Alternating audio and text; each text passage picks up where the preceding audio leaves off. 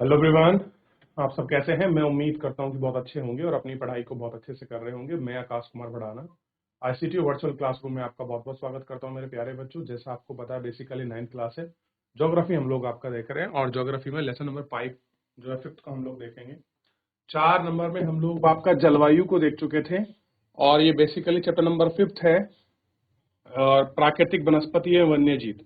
थोड़ा बहुत लेक्चर शायद मैं इसमें एक लेक्चर आपका रिवीजन के तौर पे मैंने करा दिया था या नहीं, मुझे ध्यान नहीं एग्जैक्टली, लेकिन हाँ वैसे मैंने अभी नहीं कराया है पूरे। हाँ चैप्टर में मैंने आपको समझाया था। तो आज हम लोग चैप्टर नंबर 5th का आपका रिवीजन करने जा रहे हैं।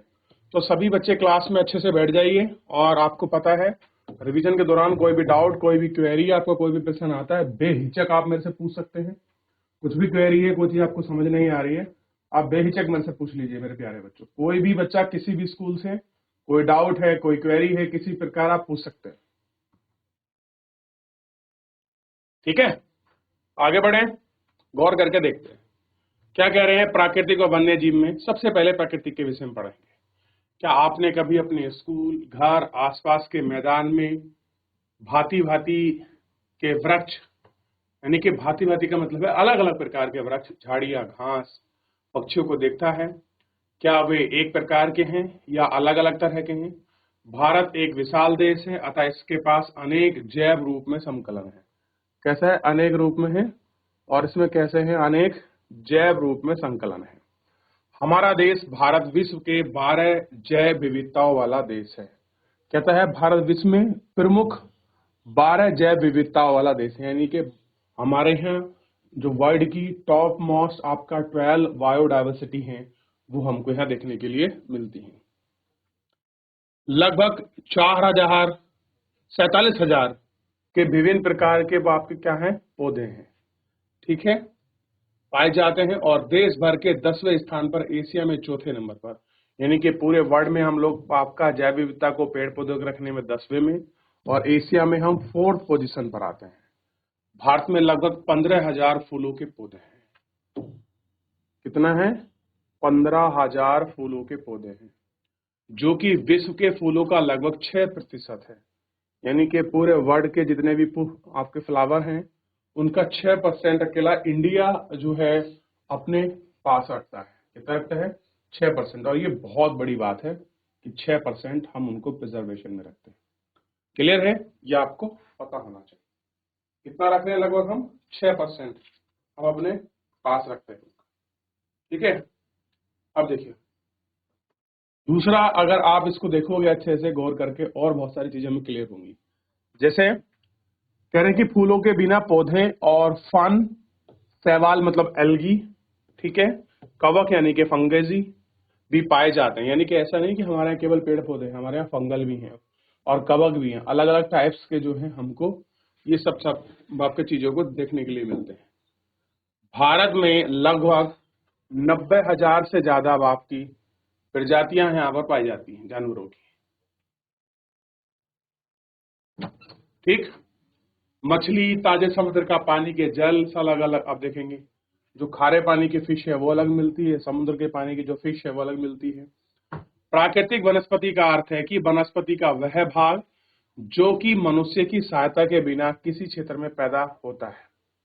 प्रकृति का मतलब क्या है? जो बिना किसी की हेल्प के, बिना किसी मनुष्य की सहायता से उग गया है, उसे हम क्या कहते हैं? आपका प्रकृति का हम लोग पौधा बोलते हैं कि ये आपका नेचुरल है और खुद पैदा हुआ है, आपका प्रकृति ने हमको दिया है। लंबे समय तक उसी पर मानवीय प्रभाव नहीं पड़ता। क्या नहीं पड़ता उसी पर? आपका लंबे समय तक आपका जो मानवीय प्रभाव वो नहीं पड़ता। अक्षत वनस्पति कहलाता है, यानी जिस पर लंबे समय पर मानव का कोई प्रभाव नहीं पड़ता वो क्या है? वो आपका अक्षत वनस्पति है। अतः विभिन्न प्रकार की कृषिगत फसलें, फल, बागान वनस्पति का भाग होता है, परंतु प्राकृतिक वनस्पति नहीं है। उनके अंदर क्या है? नेचुरल जो आपका वेजिटेशन है वो आपका नहीं है। ये सारी चीजें हमको इसमें देखने के लिए मिलती हैं। कह रहे हैं क्या आप जानते हैं कि वह वनस्पति जो मूल रूप से भारतीय है वो आपका देशज कहलाती है। यानी कि कुछ ऐसी वनस्पति हैं जो केवल भारत में ही पाई जाती हैं। आप उनको क्या कहेंगे भैया? ये हमारे यहाँ देशज है। देशज का मतलब है इंडिजीनियस है, जो भी है हमारे यहाँ ही पाई जाती हैं, और दूसरी जगह ये आपको देखने के लिए जो है आपका नहीं मिलती, केवल हमारे यहाँ ये आपको देखने के लिए मिल जाएंगी। तो इनको क्या कहते हैं? इंडिजीनियस कहते हैं। क्लियर हुआ? और इतना आप इसे करेंगे गौर करके तो बहुत अच्छे से आप इसको पढ़ भी पाएंगे और समझ भी पाएंगे। ठीक है, ध्यान रहेगा इतना। अब देखिए,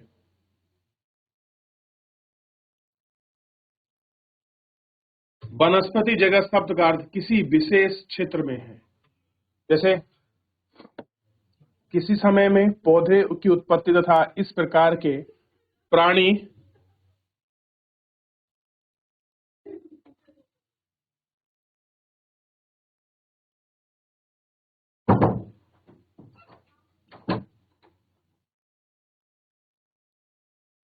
प्राणियों के विषय की आपका हमको सब चीजें बताता है। अब थोड़ा सा आगे देखेंगे, वनस्पति तथा वन्य प्राणी इतने विविधता के कारण क्या है? कह रहे हमारे यहाँ बहुत सारे प्राणी जगत, बहुत सारे पेड़ पौधे, जीव जंतु हमारे यहाँ जो है बहुत कॉमन रूप में आपका देखने के लिए भी मिलते हैं। अब देखेंगे आप, भूभाग की बात करें, धरातल।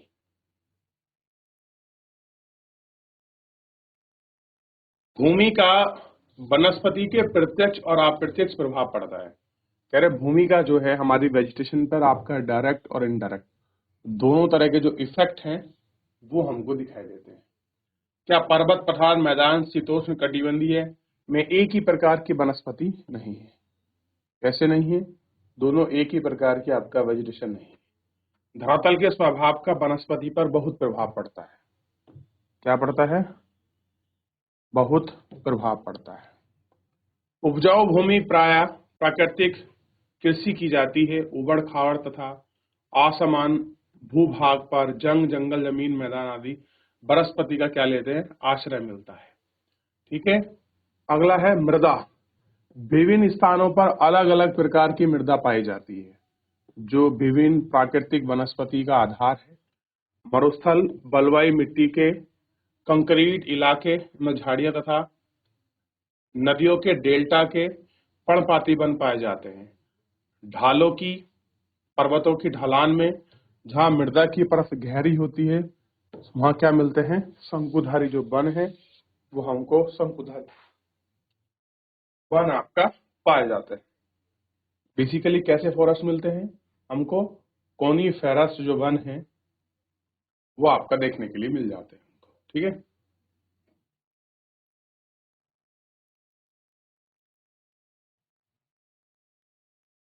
अब देखिए,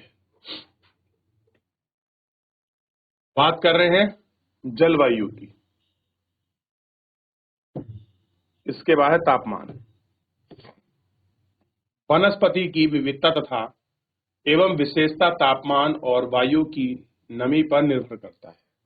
क्या करता है? प्रकृति में जो आपका डाइवर्सिटी है, उसकी विशेषता है, बेसिकली वो किस पर डिपेंड होती है? आपका टेम्परेचर और वायु में कितनी नमी है उस पर ये मुख्य रूप से आपका डिपेंड होती है। ठीक, हिमालय पर्वत की ढलानों, प्रायद्वीप की पहाड़ियों, 915 मीटर की ऊंचाई के ऊपर तापमान में वनस्पति के पनपने और बढ़ने को प्रभावित करता है। यानी कि जब आप 915 मीटर हाइट पर आपका चले जाओगे तो आपको टेम्परेचर के वेरिएशन की वजह से बहुत सारी चीजें, बहुत सारे आपको चेंजेस, इफेक्ट उसमें दिखाई देने लगेंगे। क्लियर है? और उसमें उष्ण कटिबंधीय से उपोष्ण कटिबंधीय अल्पाइन वनस्पति में ये आपका सारी चीजें क्या हो जाती हैं? आपका परिवर्तित हो जाती हैं। ठीक है, अब थोड़ा सा एक बार पीछे पूरा देख लीजिए। इतना हमने फैक्टर पढ़ा है। भूभाग, धरातल पर कुछ पूछना है पूछ लीजिए, नहीं तो फिर इसमें आगे बढ़ेंगे। देख लिया? चलिए, सबसे पहले देखिए उष्ण, उपोष्ण, शीतोष्ण और अल्पाइन का बेसिकली मतलब क्या है। बहुत बार आपने शब्द सुने होंगे और देखा भी होगा आपने, तो और भी क्लियर हो जाएगा। चलिए, सबसे पहले आप इनको लिख लीजिए एक बार। देखिए, उष्ण उष्ण में अगर जो आपको मिलेगा, उष्ण में टेम्परेचर जहां पर 24 डिग्री से अधिक होता है, और जनवरी में औसत टेम्परेचर मिलेगा आपको 18 एवरेज, और यहाँ कोई पाला नहीं पड़ता, ऐसी जगह आपको उष्ण होती है। उपोष्ण मतलब जहां का टेम्परेचर 17 से 24 के बीच होता है, और आपका 10 से 18 के बीच जनवरी में एवरेज टेम्परेचर रहता है। ये वार्षिक टेम्परेचर है, और ये जनवरी का, क्योंकि जनवरी में ठंडा पड़ता है तो इसलिए उसको एवरेज में मापते हैं। ठीक है, कि जनवरी में क्या रहा, कोई पाला नहीं पड़ता। लेकिन जैसे ही शीतोष्ण में आ जाओगे, एवरेज टेम्परेचर 7 से लेकर, यानी कि मिनिमम 7 और मैक्सिमम 17 होगा, और जनवरी में -1 से लेकर -10 के बीच में ये आपको टेम्परेचर फ्लक्चुएट करता है, और कभी पाला भी नहीं पड़ता। और जो अल्पाइन है, ये सारी चीजें हैं आपको देखने के लिए मिलेंगी, और बर्फ वगैरह, ये चीजें आपको बेसिकली ध्यान रहनी चाहिए। आप इनको कॉपी कर लें ताकि मैं आपको अच्छे से बता सकूं, मैं आपको अच्छे से समझा सकूं। कॉपी कर लीजिए।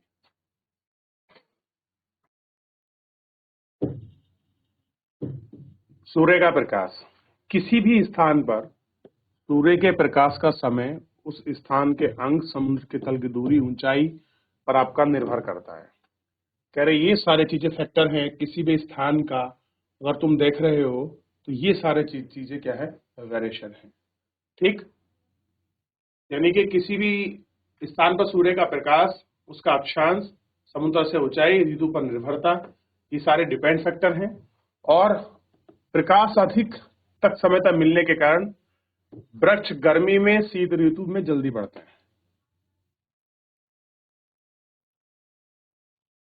यानी कि जो पेड़ों की वृद्धि होती है वो बेसिकली किस ऋतु में होती है, कोई आपसे पूछ ले तो ध्यान दीजिए, ग्रीष्म ऋतु में पेड़ जल्दी बढ़ता है, गर्मियों के दिनों में पेड़ जल्दी बढ़ता है, और खासकर जो बरसात वाला मौसम है उस समय में पेड़ की जो ग्रोथ है वो बहुत स्पीड में, बड़ी अच्छी मात्रा में जल्दी से बढ़ने लगती है। अगला है वर्षण।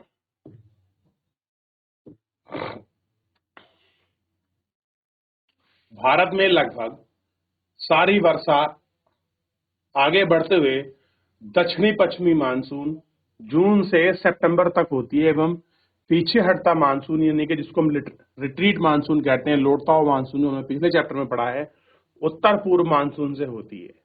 अधिक वर्षा वाले क्षेत्रों में, कम वर्षा वाले क्षेत्रों में अधिक सघन वन पाए जाते हैं। जिन वर्षा में जहाँ पर वर्षा कम होती है, वहां की तुलना में अधिक वर्षा वाले क्षेत्र में सघन, सघन का मतलब है डेंस, आपका सघन वन अधिक पाए जाते हैं। यहाँ पर क्या मिलती है, अधिक वर्षा होती है। कह रहे हैं कि क्या आपने कभी सोचा है कि मनुष्य के लिए क्यों आवश्यक है, क्या आवश्यक है, कि वन नवीन करने योग्य संसाधन है, और वातावरण के गुणवत्ता बढ़ने के मुख्य आपका निभाते हैं। ये स्थानीय जलवायु, मृदा अपरदन, नदियों की धारा नियंत्रित करते हैं, और बहुत सारे उद्योग के आधार हैं, तथा कई समुदाय विभाजित प्रदान करते हैं, एवं मनोरम प्रकृति दृश्यों के कारण पर्यटकों की आकर्षित करते हैं। बड़ा अच्छा लोक लुभावन सा यहाँ हमको प्रतीत होता है, और लोग यहाँ आते हैं अपने मन को लुभाने के लिए, नेचुरल वेजिटेशन इत्यादि को देखने के लिए। तो काफी चीजें यहाँ हमको बड़े अच्छे से देखने के लिए आपका मिलती है। ठीक, और कह रहे हैं ये पवन तापमान को नियंत्रित करते हैं और वर्षा को लाने में सहायक होते हैं। जो हवा और टेम्परेचर है, ये क्या करते हैं, आपका बहुत सारी चीजों को आपका कंट्रोल करते हैं। जैसे वर्षा कितनी होगी, कैसे होगी, मृदा में कितने आपके फॉसिल्स हैं, जीवाश्म कितने होंगे, वन्य जैव प्राणियों का आश्रय क्या होगा, ये सब इन्हीं चीजों पर आपका डिपेंड होता है। क्लियर हो गया, ये थोड़ा सा आपको याद रखना।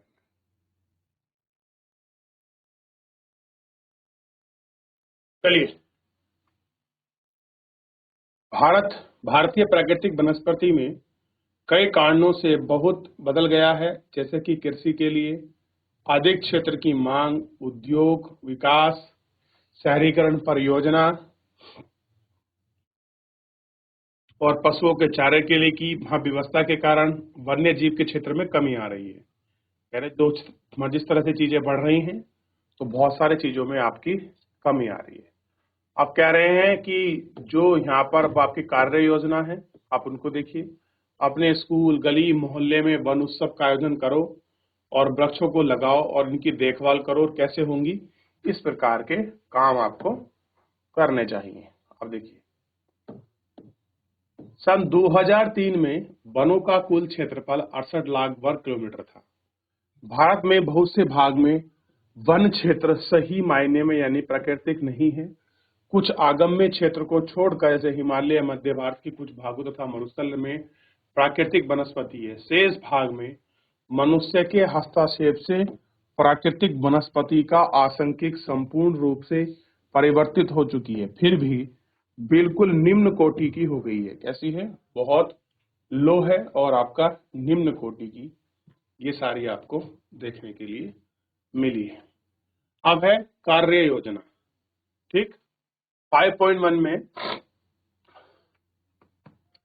दिए गए दंडा आरेख का अध्ययन कीजिए और निम्नलिखित आपके प्रश्न है, इनका आंसर दीजिए। कह रहे हैं कि किस राज्य में वनों का क्षेत्रफल सबसे अधिक है, ठीक है, और किस केंद्र शासित प्रदेश में वन क्षेत्र सबसे कम और क्यों है। तो इसका आंसर आप दिल्ली कर लीजिए, सबसे कम यही मिलेगा आपको। और इसमें अगर हम बात करें तो अरुणाचल सबसे अधिक वन आपको देखेंगे मिजोरम में मिलेगा, और बड़े स्टेट में आपका मध्य प्रदेश में आपको देखने के लिए मिलेगा। क्लियर है? ये आप ध्यान रखिए। देख लिया, बात कर रहे हैं प्राकृतिक जो आपका वनस्पति है उनकी। देखिए, प्राकृतिक वनस्पति को अगर हम लोग देखें तो हमारे यहाँ आपका निम्न प्रकार की प्राकृतिक वनस्पतियां जो है आपका पाई जाती है। ठीक है, अब इसमें चित्र को हमको देखना है। एक चित्र है हमारे पास और उस चित्र से हमको साफ क्लियर हो जाएगा कहाँ क्या क्या क्या है। क्लियर है? अब देखिए, सबसे पहले देखिए हमारे पास जो आपके टाइप है वनस्पति के, ये आपका क्षेत्रफल के आधार पर है। तो आप देखिए, सबसे बड़ा एक यहाँ आपको राज्य मिलेगा मिजोरम में, सबसे ज्यादा आपका वन है। और मिजोरम के बाद किसमें वन है? अरुणाचल प्रदेश में वन है। तो किसमें है? ये देखिए, मिजोरम के बाद अरुणाचल प्रदेश भी है, और उससे ये देखिए, ये आपका पुडुचेरी है यानी कि पांडुचेरी है, और इधर क्या है? दादरा नगर हवेली है। और मैंने कहा था दिल्ली में क्या है? केंद्र शासित प्रदेश में सबसे कम वन अगर कहीं देखने को मिलेंगे तो आपको दिल्ली में आपको वन देखने के लिए मिलेंगे। इसको मैं थोड़ा सा आपको सीधा करके दिखाता हूं ताकि आप इसको अच्छे से समझ सकें। ठीक है, इसी तरह से रहेगा। तो सबसे ज्यादा वन कहां पर है? मिजोरम में। और मिजोरम के बाद राज्यों में आपका अरुणाचल प्रदेश में, और अरुणाचल प्रदेश के बाद किस में है आपका? आप लोग वन देखिए। ठीक, और अरुणाचल प्रदेश के बाद आपको वन मिलेंगे नागालैंड में। ठीक है, ध्यान रहेगा, उत्तराखंड बहुत पीछे है, ये ध्यान रखिए। अब है उष्ण कटिबंधीय सदाबहार वन। कैसे हैं? उष्ण कटिबंधीय आपका सदाबहार जो वन है उनको हमको देखना है। उष्ण कटिबंधीय सदाबहार वन क्या है। इसके बाद उष्ण कटिबंधीय आपका पर्णपाती वन, उष्ण कटिबंधीय कटीले झाड़ियां, आपके पर्वत वन, और आपका मैंग्रोव वन। ठीक, इन सबको आप अच्छे से गौर करके एक एक करके इनको देखिए और इन पर आपका बात करिए। एक देख लिया इतना, ये आपको ध्यान। अब देखिए, एक इमेज दी गई है, ये है उष्ण कटिबंधीय सदाबहार वन, आपको दिखा। ये है 1.55 मीटर, ये है आपका झाड़ी परत 5 मीटर, नवीन वन, ठीक है, 20 मीटर, पताय वन 40 मीटर, नियर प्रपात, और अधिक ऊंचाई पर आपका 60 मीटर। ये आपको थोड़ा सा इनमें देखना होगा कि जो झाड़ियां हैं वो कहाँ तक मिलती हैं, पताय वाली वृक्ष आपको कहाँ पर मिलती हैं।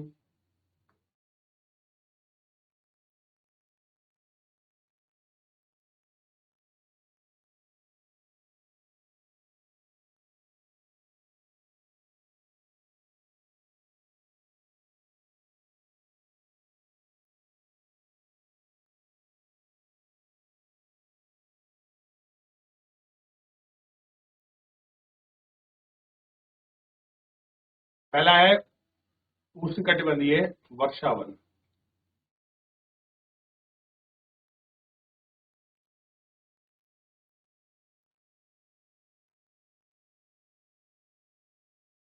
ये वन पश्चिमी घाट में अधिक वर्षा वाले क्षेत्रों में और अंडमान निकोबार द्वीप समूह में आपके इन जगहों पर ये बहुत आसानी से पाए जाते हैं। यानी कि अगर आप पूछो कि ये आपके कौन से उष्णकटिबंधीय वर्षावन कहाँ मिलते हैं, तो आपका पश्चिमी घाटों पर जहां पर अधिक वर्षा होती है वहां मिलते हैं। आपका लक्षद्वीप है, अंडमान निकोबार द्वीप समूह वहां मिलेंगे, और असम का जो ऊपरी भाग है वहां मिलेंगे, और तमिलनाडु का जो कोस्टल एरिया है उसके पास मिलेंगे। क्योंकि यहाँ वर्षा अधिक होती है तो ये आराम से फल फूल जाते हैं। और कह रहे हैं कि ये 200 सेंटीमीटर से अधिक जो आपके वर्षा है उन क्षेत्र में हमको ये देखने के लिए मिलते हैं। इन क्षेत्रों में आपका 60 सेंटीमीटर की वर्षा है। अधिक ऊंचाई पर पहुंचते ही चूंकि इनमें वर्षा कम भर में आर्द्रता होती है, क्षेत्र में वर्षा गर्म होने को आर्द्रता रहती है। यहाँ हर प्रकार की वनस्पति जैसे वृक्ष, झाड़ी, लताएं उगती हैं। यानी कि यहाँ वृक्ष भी उगेगा, झाड़ी भी होगी, और आपके लता यानी कि जो बेलदार होते हैं वो भी सब आपके क्या है यहाँ पर उगते हैं। वन और इनकी विभिन्न ऊंचाइयों को देखने के लिए वृक्षों में पतझड़ वन होने का कोई निश्चित समय नहीं है। क्या नहीं है? कोई निश्चित समय नहीं। अतः वन साल भर हरे भरे लगते हैं। कैसे लगते हैं वन साल भर? हरे भरे जो है वो हमको इसमें दिखाई देते हैं। इन वनों में पाए जाने वाला व्यापारिक महत्व में कुछ वृक्ष अबुनास, महोगनी, रोडभुज, रबड़, सिकोना है। कह रही है अलग अलग प्रकार के आपके वन हैं, तो यहाँ पर ये सब हमको देखने के लिए बेसिकली मिलते हैं। ठीक, इन वनों में सामान्य रूप से पाए जाने वाले जानवर हाथी, बंदर, लेमूर और हिरण हैं। एक सींग वाले गैंडे में असम और पश्चिमी बंगाल में दलदलीय क्षेत्र में आपका ये सारे चीज हमको इसमें देखने के लिए बेसिकली मिल जाते हैं। ठीक, ये सारी चीजें हमको देखने के लिए मिलती है। अब देखिए जहां पर ग्रीन ग्रीन ये आपका हो रखा है, इसको थोड़ा सा आप गौर करके देखिए। ये वाला क्षेत्र वेस्टर्न जो घाट आपका पूरा ग्रीन है, ये थोड़ा ये पर जो कोस्टल है आपका तमिलनाडु का, और ये पूरा देख लीजिए उड़ीसा, ये आपका पश्चिम बंगाल, असम, नागालैंड, मणिपुर, मिजोरम, त्रिपुरा, मेघालय, ये पूरे क्षेत्र में आप देखोगे यहाँ आपको क्या मिलेगा? उष्णकटिबंधीय वर्षा वन। क्योंकि आप जानते हैं ये जगह है गारो खासो जयंतियां, यहाँ पर सर्वाधिक आपका वर्षा होती है, इसलिए इस क्षेत्र में ये सबसे हरे भरे वन जो है मिलते हैं। अब देखिए उसके बाद आप थोड़ा देखिए ये बीच वाला उष्णकटिबंधीय पर्णपाती वन। तो भारत में सबसे ज्यादा वन कौन से देखने को मिलेंगे आपको? देखिए उष्णकटिबंधीय पर्णपाती वन की संख्या बहुत है। ठीक, और उसके बाद आप आ जाइए इस वाले में उष्णकटिबंधीय कटीले वन। यहाँ देखिए झाड़ियां हैं, क्योंकि ये पूरा कैसा है आपका जो रीजन है आपका प्लेट्यू रीजन है, आपका दक्कन का प्लेट्यू है ये। राजस्थान, गुजरात, ये पूरा पार्ट देखिए। ठीक, ये भी आपका प्लेट्यू रीजन है। और दूसरा आप ये देखिए ये वाला क्षेत्र, ये आपका पर्वतीय है। यहाँ कुछ आपको पहाड़ियां मिलेंगी, महेंद्रगिरी वगैरह पर्वत हो गई। ये देखिए बंगाल में आपका नीचे वाला पार्ट है राकोनियोमा वाला, ये देखिए। ठीक, ये हिमालय है, ये पूरा आपका हिमालय वेजिटेशन के अंतर्गत देख रहे हैं इधर आप। तो ये सारे वृक्ष जो हैं यहाँ पर आपका देखने के लिए मिलते हैं। क्लियर है? और ये लास्ट वेजिटेशन बची, इसको बोलते हैं मैंग्रोव्स। यानी कि कोस्टल एरिया में मिलेगी आपका मैंग्रोव्स वन है, ये वाला जो आपको दिखा रहा था। बेसिकली मैंग्रोव्स वन कहाँ होते हैं? जहां पर आपका कोई नदी अपना मुहाना बनाती है, वहां पर आपको मैंग्रोव्स जो है अच्छी मात्रा में देखने के लिए मिल जाते हैं। ठीक, और कह रहे हैं इसमें कई प्रकार के आपके पक्षी, चमगादड़ और आपका रेंगने वाले जीव हैं, जो आपका रेप्टाइल जिन्हें कहा जाता है बेसिकली, वो सब क्या है यहाँ पर आपको भली भांति देखने के लिए मिलते हैं। क्लियर हुआ? ध्यान रहेगा इतना? चलिए इसको देख लीजिए। किसी को डाउट, कोई क्वेरी है? और थोड़ा सा ये वाला चार्ट आप जरूर लिख लें मेरे प्यारे। क्लियर है?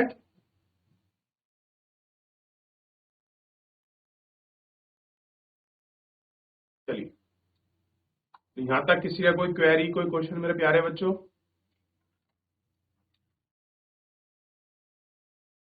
देख लिया? यहां तक किसी कोई क्वेरी, कोई क्वेश्चन बच्चों? चलिए, तो फिलहाल मेरे प्यारे बच्चों, आज के इस लेक्चर में इतना ही। मिलते हैं नेक्स्ट लेक्चर में। तब तक अपना ध्यान रखिए, स्वस्थ रहिए, अपनी पढ़ाई को बहुत अच्छे से करते रहिए। मुझसे जुड़ने के लिए आपका बहुत बहुत धन्यवाद।